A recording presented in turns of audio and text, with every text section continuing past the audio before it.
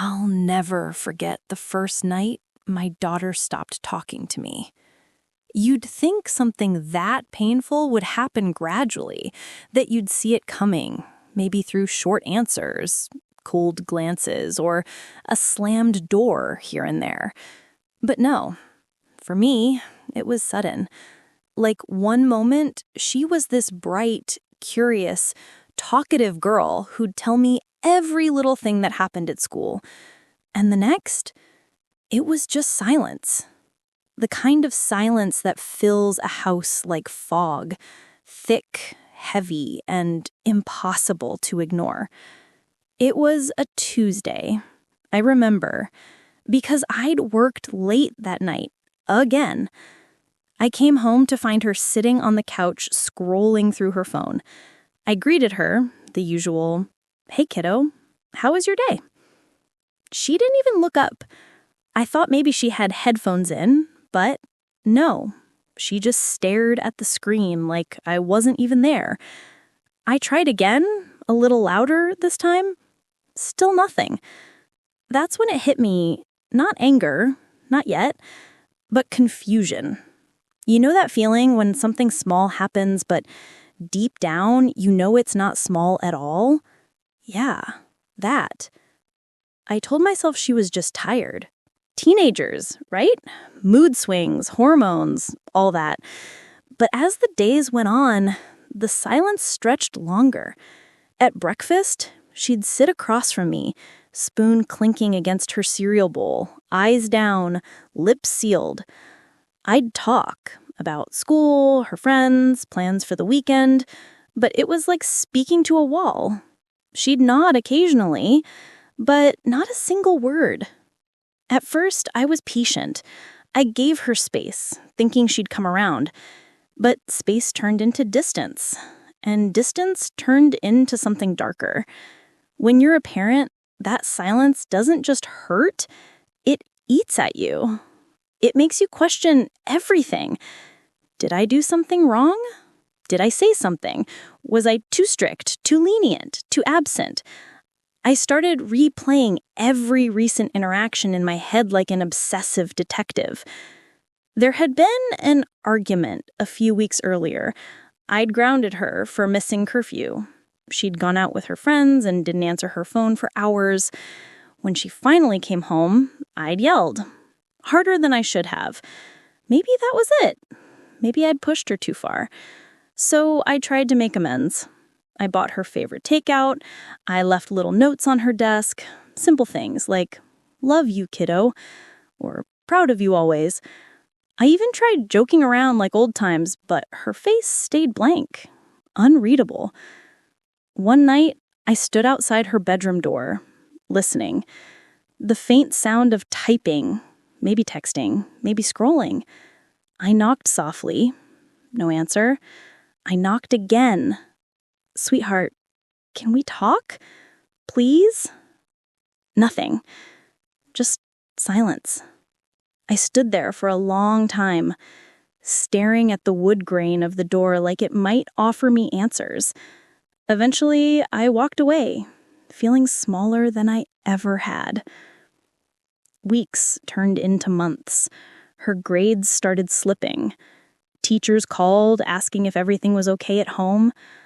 I didn't know what to say. I didn't even know what okay meant anymore. Then came the day that changed everything. It was a Saturday morning. I'd gone into her room to grab laundry, and as I picked up clothes off the floor, I noticed her old laptop half buried under a pile of notebooks. She'd gotten a new one months ago, so I figured it was just junk. I almost left it there. Almost. But something, maybe instinct, told me to open it. It powered on without a password. That's when I saw it. Her email open. A draft unsent. The subject line was, "My name." Just my name. I hesitated, my hand trembling over the mouse. Reading your kids' private messages feels wrong, like a betrayal, but I was desperate. I needed to understand. The message started with, I don't know how to talk to you anymore. My chest tightened. I kept reading. She wrote about how I never listened, how I was always too busy, too tired, or too distracted to really hear her. She said she felt invisible, that every time she tried to open up, I brushed her off with advice instead of comfort. She wrote, "You think gifts make up for not being there, but they don't. I don't need things. I just needed you." By the time I finished, my hands were shaking. I sat there for a long time, staring at that last line. I just needed you. What do you even do after reading something like that? How do you fix it? That night, I knocked on her door again. "Sweetheart, I read your message." Her silence broke, but not with words, with tears. She didn't yell or slam the door. She just cried. Quiet sobs that tore through me. When she finally spoke, her voice was so small. "I don't hate you, Mom," she whispered. "I just stopped trying." Those words hit me harder than any argument ever could. I realized then that the silence wasn't about anger. It was about exhaustion. She'd been carrying hurt I hadn't seen because I'd been wrapped up in my own life. From that night on, I made a promise to change. I took time off work. We started small. Silent dinners turning into short conversations into laughter. Slowly, painfully, we rebuilt something resembling closeness. I thought we were healing. But that's the thing about stories like this. You never see the real twist coming until it's already too late. Because months later, when things finally felt normal again, I discovered there was more to her silence. Much more. And it wasn't just about me. It was about someone else. Someone I had trusted completely. Someone who had betrayed us both. You ever have one of those moments where you feel your whole reality tilt, like the floor beneath you just disappeared? That's what it felt like. It started when she came home from school one afternoon. Her eyes red, her hands trembling. She went straight to her room and slammed the door. I followed, but she shouted, "Leave me alone!" I froze. Not from anger, but fear. There was something different in her voice this time. Panic. Later that night, when she was asleep, I saw her phone buzzing on the nightstand. Normally, I'd respect her privacy. I'd learned my lesson from before. But this felt different. My gut told me something was very wrong. So yeah, I picked it up. The screen lit up with a text notification from someone I knew all too well. My ex-husband, her father. The message said, "You can't tell her. She'll ruin everything." And just like that, every piece of the puzzle I thought I'd solved fell apart again. What couldn't she tell me? What would ruin everything? The next morning, I tried to stay calm. Over breakfast, I asked gently, "Did you talk to your dad lately?" She froze, spoon halfway to her mouth, and looked up at me, eyes wide, terrified. "No," she lied. And I knew. I didn't know what, but I knew she was hiding something big. Now, before I tell you what I found out, let me ask you something. If you were in my shoes, what would you have done? Would you confront her daughter head on, risk pushing her away again? Or would you dig quietly, hoping to uncover the truth without breaking her trust? I didn't know which was right, but I chose the latter. And looking back now, that decision, that one quiet decision, is what set everything in motion. Because the truth I uncovered next, it didn't just explain her silence. It gave me a reason for revenge, a reason I never thought I'd have against someone I once loved. I spent the next few days pretending everything was normal. We ate dinner, watched TV, even laughed a little. But inside, my mind was a storm. That single text from my ex, "You can't tell her, she'll ruin everything," replayed in my head until I could almost hear it whispering behind every silence between us. I hadn't spoken to him in months, not since the divorce settlement finally ended years of court drama and polite hostility. We'd tried to co-parent for her daughter's sake, but he'd always had a way of twisting things, turning even the simplest conversation into something that made me feel small. He could be charming, smooth, patient, until you saw what was behind the smile. So when I saw that message, my heart sank.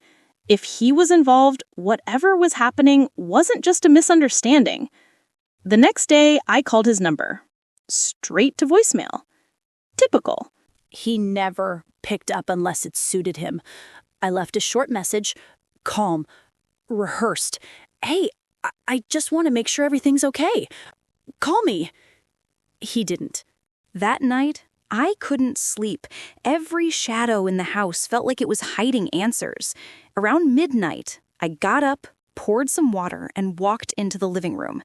That's when I noticed the glow from under my daughter's door. She was still awake. I knocked softly. "It's late, sweetheart. You should rest." She said, "I will," voice tired but sharp. I asked, "You sure everything's okay?" "Yeah, fine." She always used that word, fine, the one word that means everything's wrong, but you're not allowed to ask why. The next morning, while she was at school, I sat at the kitchen table scrolling through old emails between me and my ex.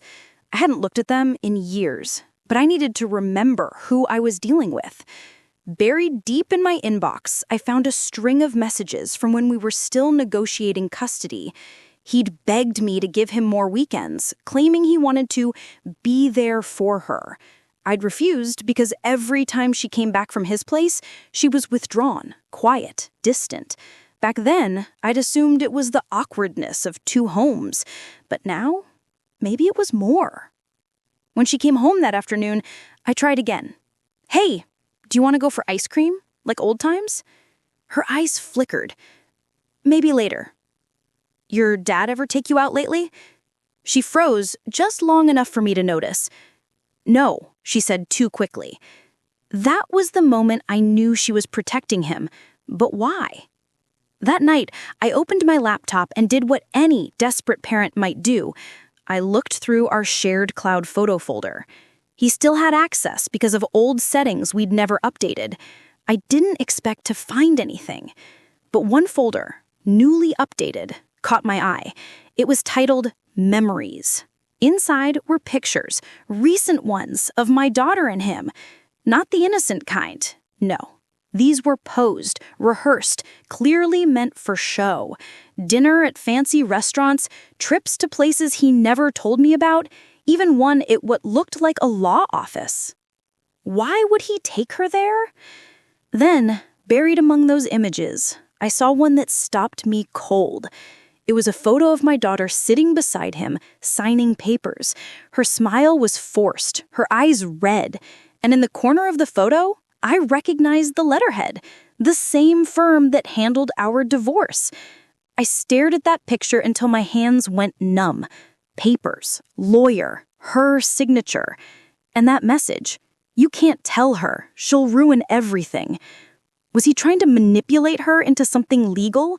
Maybe change custody? Maybe money? I felt sick. The man who once promised to protect us was now using our own daughter as a pawn. The next morning, I went to the law firm listed on the letterhead. I didn't announce myself. I just walked in, smiled politely, and asked if there were any documents recently filed under our names. The receptionist checked. "I'm sorry, ma'am, those are confidential." I leaned in just a little, lowering my voice. "I understand, but if my ex is filing something involving my underage daughter, I have a right to know." She hesitated, then excused herself. A few minutes later, Another woman came out, older, kind eyes, probably a paralegal. She said softly, "There's a petition being drafted. He's requesting sole custody, claims you're emotionally unstable." For a second, the world went silent. I thanked her, walked calmly to my car, and sat there gripping the steering wheel until my knuckles turned white. That was his plan. He'd been turning my own daughter against me, not out of love, but as evidence. The silence, the distance, her tears, it was all part of his manipulation. And suddenly, the silence made perfect sense. He'd told her lies about me, probably said I was dangerous or didn't care or that I wanted to take her away from him. She believed him, at least for a while. That night, I couldn't look at her without wanting to cry, but I kept my face steady. If he wanted a custody war, he was going to regret ever starting it. Still, I had to be careful. She was the one caught in the middle. My revenge couldn't hurt her. It had to protect her. So I started gathering information quietly. Every call, every message, every photo I backed up. I asked a friend in IT to help me trace cloud activity. We discovered he'd been logging into our shared folder from a different account, one registered under his girlfriend's name. Ah, yes. The girlfriend, the one he swore didn't exist when we divorced. Turns out she worked with him, and the two of them had been building this little narrative for months, painting me as the unstable ex while parading around as the responsible couple. They even planned to move out of state once the paperwork was through. Can you imagine the audacity? He was going to take my daughter, use her as proof of my supposed unfitness, and disappear. For a while, I didn't know how to react. Anger burned in my chest, but I couldn't explode. That's what he wanted. He wanted me to lash out, to lose control, to prove his story. So I played along. Calm, collected, friendly even. I texted him one night, "Hey, she misses you. Maybe we should have dinner together, the three of us." He replied within seconds, "That's a great idea. I'm glad we're finally being adults about this." Adults. Right. The plans started forming in my head right then. I wasn't going to scream or fight. I was going to let him dig his own grave. Over the next few weeks, I recorded everything. Phone calls, meetings, even casual chats. I let him talk, and he did, boasting about how he'd soon have his daughter full-time, about how the court will believe a calm father over an emotional mother any day. I saved every word. But the most important part came from my daughter. Slowly, I began earning back her trust. Not by asking questions, but by listening. I'd cook dinner, we'd sit quietly, and sometimes she'd slip, mention something he'd said, like, "Dad said you only wanted me here for money," or "Dad said you never loved him, only what he could provide." Every lie was another thread in the web he'd spun, and every truth she let slip was another hole I could use to unravel it. Finally, one night, after weeks of patience, she looked at me and whispered, "Mom, I think I made a mistake."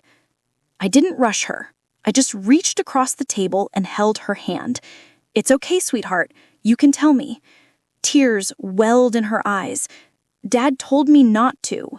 He said you'd hate me if you knew." I kept my voice soft. "There's nothing you could say that would make me hate you." She took a deep breath. "He said I was trying to take her away from him. He told me to keep quiet, to act cold, so it looked like I didn't want to be here. He said the judge would believe me if I seemed distant." Hearing that broke me, and yet it also lit a fire I didn't know I had left. I hugged her, whispered that everything would be okay, and that she didn't need to lie anymore. Inside, though, I was already planning. He wanted to use silence as a weapon? Fine, I'd use the truth. That night, I sent my lawyer a message. "We need to meet. Urgent." I handed over every recording, every text, every time-stamped file. The lawyer listened, stunned. She said, "This is enough to end his petition before it begins." But that wasn't enough for me. I didn't just want to stop him. I wanted him exposed. So when he invited me to family dinner, I accepted. My daughter insisted on coming, wanting closure. He showed up all charm, all confidence, his girlfriend beside him pretending not to gloat. Over appetizers, he leaned back and said, "It's nice we can be civil now. The past few months have been rough, but soon it'll all be sorted legally." I smiled, calm. "Oh, you mean the petition?" He froze for a fraction of a second. "What petition?" "The one where you claim I'm unstable and unfit? The one you drafted using our daughter as proof?" His girlfriend's fork clattered against her plate. My daughter's eyes widened, flicking between us. I slid my phone onto the table, pressed play. His own voice filled the room, boasting, manipulating, admitting his plan. The color drained from his face. When the recording ended, no one spoke for a full 10 seconds. Then I said quietly, "You should probably call your lawyer before I do." That was the night the balance shifted. He tried damage control, of course, called me hysterical, said it was taken out of context, but the evidence was clear. The petition was withdrawn within days. His girlfriend left him not long after, once she realized she'd been part of a scheme that could cost her career. And my daughter? She finally understood the depth of his manipulation. She came to me one night, eyes full of tears, and said, "I'm so sorry, Mom." I told her there was nothing to be sorry for, that we both survived a lie and came out stronger. But between you and me, the revenge wasn't over yet. Because what he lost legally wasn't nearly as painful as what was still coming. His reputation, his comfort, the perfect image he'd built. Tell me honestly, if you were me, would you stop there? Or would you make sure he never forgot what he did? I didn't want to be the kind of person who plotted revenge, but the thing about betrayal is it rearranges you. It carves out a space where patience used to be and plants something colder, sharper. I'd spent weeks building a legal wall around my daughter, gathering recordings, photos, timestamps, and witnesses. The court petition had been withdrawn, but that felt like a skinned knee compared to the bruise he'd left on our lives. I needed him to feel the weight of what he'd done in every comfortable corner of his world, his reputation, his job, his friendships, the narrative he'd been polishing for years. I wanted him to understand, in a way papers couldn't convey, that you can't weaponize a child and walk away unscathed. So I made a plan that wasn't about cruelty. It was about truth and consequences. It was meticulous because I knew his type, the smooth talker who never thought his lies would ever be traced back to him. He assumed silence would protect him. I was going to turn that silence into the thing that exposed him. First, I fortified. Lawyers were great at court, but community matters needed a human touch. I called the few people I trusted. A teacher who'd noticed my daughter's change in behavior, a neighbor who'd witnessed odd weekend pickups, a friend of my ex who'd confided in me years ago about the pattern of his manipulations. I asked them to write letters, to document what they'd seen and felt. I didn't ask for sensationalism. I asked for truth. That truth would be the skeleton of everything I built. At home, I started keeping a journal, not because I needed to prove anything, but because writing made the chaos manageable. I recorded dates, times, offhand comments that suddenly seemed loaded with purpose. Little things that had once felt like static, a too quick text, a casual suggestion to cool it with me, now read like chess moves. Revisiting them, I could see his strategy: isolate, confuse, then claim stability. It was icy and deliberate.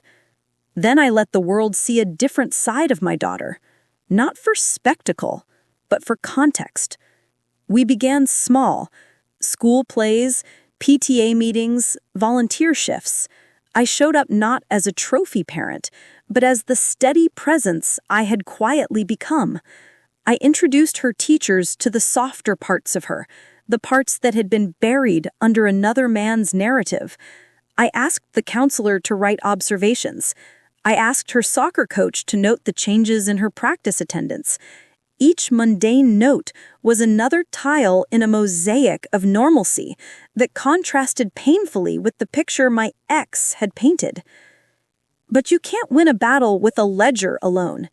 He thrived on image: the generous father, the stable partner with a perfect apartment and close friends. He'd cultivated allies. So I started to press on those edges gently, like a sculptor finding weaknesses.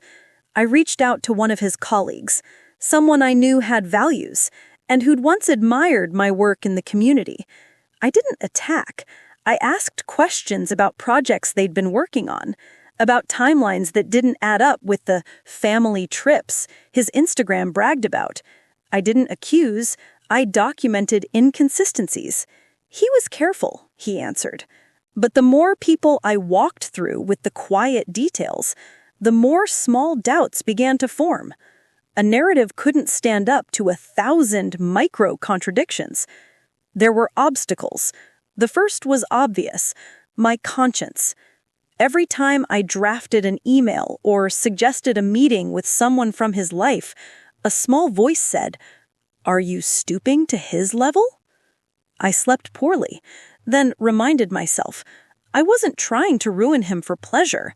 I was guiding a reckoning so he couldn't do this again to our daughter or anyone else. That moral clarity kept me steady when doubt threatened to derail me. The second obstacle was my daughter's fear. She still flinched at the idea that speaking up would ruin everything, the same exact phrase he'd used. She'd internalized his threats. So my next step had to be about her empowerment. We started going to therapy together, not to rehearse litigation, but to rebuild trust. The therapist helped her find her voice, and in the safety of those sessions, she told small truths that would later become pillars in our case. She said once, "He told me to act distant. He said it would help us." The therapist wrote it down. The handwriting on that notepad would be part of a story that exposed manipulation as methodical abuse of trust. Once the legal and emotional scaffolding was in place, I began the subtle public phase. This is the part people who've never had to fight in secret don't understand. Reputations are held together by other people's willingness to vouch for you. If enough vouches shift, the whole thing unravels. But you can't push too hard or you'll look vindictive. So I used light. A friend in local news, someone who knew me and had seen the toll of this whole charade, agreed to run a human interest piece about co-parenting after divorce, an innocuous-sounding article that would contextualize my perspective without being a smear. It was a piece about healing, about common pitfalls, and the quiet ways children get caught between adults. It included interviews with counselors and the paralegal who'd shown me the initial petition document. Nothing slanderous, just the facts, laid next to the faces affected. When it ran, I watched the ripple. Emails came in, some supportive, some skeptical. A couple of his friends reached out cautiously, asking if everything was okay. One or two distanced themselves publicly in ways that, small as they seemed, stung him. Because he'd built his world on appearances. He called, calm and collected at first, until I could hear the mask slipping. He accused me of public humiliation. I replied with a question. If the truth humiliated you, maybe it needed to be known. He didn't have an answer that didn't sound like a threat. Then, the piece hit a nerve at his workplace. He worked for a firm that prided itself on ethics and image. An internal review followed, nothing overtly punitive, just a ripple of HR inquiries, polite but pointed. Meetings where his calendar didn't match his Instagram. He tried to control the narrative, scheduling a meeting and showing rehearsed contrition. But the more he tried to explain things away, the more the inconsistencies became glaring. People who'd once admired his smooth confidence now saw it as practiced performance. One evening, and I remember the light through the kitchen window that night like an omen, he sent my daughter a message. "Don't tell your mother what we talked about." She forwarded it to me. That act, small and terrified, felt like a torch passed between us. It was proof not just of his instructions, but of the hold he still thought he had. We took it to the lawyer. The lawyer smiled thinly and said, "We have what we need to challenge any attempt to control her narrative." It felt like the first time I could breathe without the taste of iron. As the pressure mounted, he made mistakes. They were the kinds of mistakes people make when they assume every silence will protect them. He bragged to a mutual acquaintance about how easy it was to manage family dynamics, and that acquaintance, who'd never liked manipulation, quietly shared the story with someone else who then passed it to a journalist friend. A small email chain, nothing dramatic, landed on a desk that mattered. The story that followed wasn't an exposé. It was a careful piece that included direct quotes and verifiable timelines. It didn't name my daughter, and it didn't sensationalize. It simply suggested, be wary of the man who frames control as care. I'll admit, there were moments when the plan almost fell apart. Once, at a PTA event, he cornered me in the kitchen and tried a different tactic: charm. He talked about my daughter's interests, about books he'd recently discovered with her. The PTA crowd watched. I could have reacted, shouted, pulled out the recordings, refused to be gaslit in front of everyone, but I stayed measured. I thanked him for being involved, complimented his focus on our daughter, and let him leave feeling he'd scored a point. Little did he know, the very people there had seen him perform before. They remembered the way he spoke when my daughter had been distant after a weekend with him. A few days later, two parents, previously neutral, asked for a private conversation. They'd begun to notice patterns. It was slow and infuriating, but it was working. Then came the day when the culmination did something I hadn't expected. It started to make him implode from the inside. His girlfriend, the woman who'd been complicit, found herself on the edge. She loved the convenience of perfection until it cracked.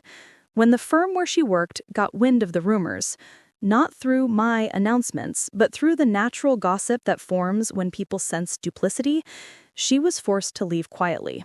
He blamed me for her departure, but the truth was, people had started to connect the dots themselves. Healthy communities have a way of righting themselves when presented with facts. The climax of the revenge wasn't a dramatic courtroom scene or a viral video. It was a long, quiet dismantling of the persona he'd used as armor. It was emails returned unanswered, invites not extended, clients who preferred not to be associated. It was the stuff that eats at a man who built his identity on other people's admiration. He called me one night, voice low and fragmented, asking why he had done us. I told him plainly, because you used her, because you treated a child like a tool, because the truth had to have a voice. There was silence, then an apology that sounded small and hollow. He apologized, but apologies are cheap when trust is broken. And yet the most devastating moment for him came not from social exile, but from the person he'd tried to control. My daughter, who had learned to be silent for fear of ruining everything, began to speak. Not loudly, not theatrically, but with precise, calm clarity. In a statement prepared with her therapist and read aloud at a small community meeting, a gathering of people who had seen the arc of these events, she spoke about confusion, about love, about how being told to keep quiet felt like a burden she'd carried alone. She expressed forgiveness in a way that had nothing to do with his relief and everything to do with her own healing. Hearing her voice, steady and unmanipulated, broke something in him that no public humiliation could. After that, things settled into a new equilibrium. He wasn't ruined. People are messy and forgiving in ways that can be infuriating, but he was no longer the unquestioned center of every room. He had to reckon with the reality that his daughter trusted her mother, that his plans to control the narrative failed, and that the community had seen his pattern. The worst of it was how ordinary the consequences were. No scandalous exposé, no dramatic arrest, just diminished invitations, calls that no longer included him, clients who thought twice. That slow erosion lasts longer than a headline ever could. We emerged from it bruised but alive. My daughter and I rebuilt, not by grand gestures, but by daily acts. Breakfasts together, therapy sessions, a weekend at the lake where she laughed so freely I thought the sound might lift the ceiling. I didn't gloat. Revenge sometimes carries a hollow echo. The point wasn't to delight in his downfall, but to restore what had been taken and to make sure he couldn't do it to someone else. So what would you have done? Be honest, would you have waited this long for payback, or would you have acted sooner? I ask because the lines between justice and vengeance are thin, and we all walk them differently. For me, the revenge was a means to an end. Safety, truth, and a daughter who isn't silenced by fear. It was messy and slow, and there were nights I questioned whether pride had taken the wheel. But every time my daughter looked up at me and said, "Thank you for listening," I knew the work had been worth it. In the end, the lesson wasn't that I had to punish him. It was that silence, when weaponized, can be defeated by persistent, careful truth-telling and by reclaiming the narrative for the person that matters most. We didn't need to crush him into oblivion. We needed to make sure he couldn't use our child as collateral anymore. Sometimes justice shows up, not as thunder, but as a series of small, relentless tides. We pulled at the seams of his story until it unraveled, and in that unraveling, we found ourselves again.